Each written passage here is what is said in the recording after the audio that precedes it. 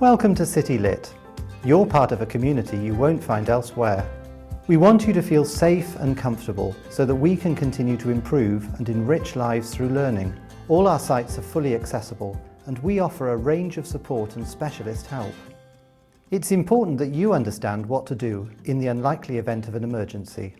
If the alarm sounds, or if you see a flashing beacon, or you are alerted by staff with alarms such as air horns or loud hailers, please follow instructions from your tutor and staff. Evacuate the building calmly and safely using the staircases at either end of the building, following the fire exit signs.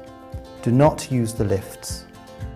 Fire marshals check all areas including the refuge points.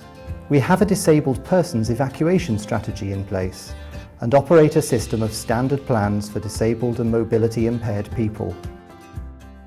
Fire marshals will inform you of the options available and ask you to make your way from the refuge point to the top of the stairwell so they can implement your chosen method of evacuation.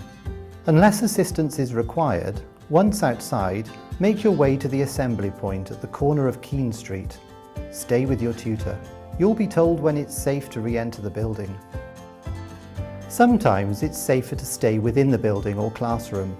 For example, if there is a civil disturbance outside or a security incident. In these circumstances, please follow the instructions of your tutor or a staff member. Look out for our information boards, which can be found in all our classrooms.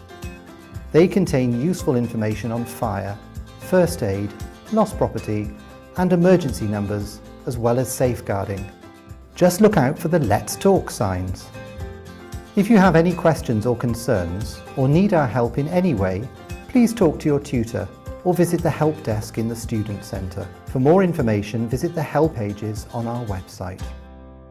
We are here to help.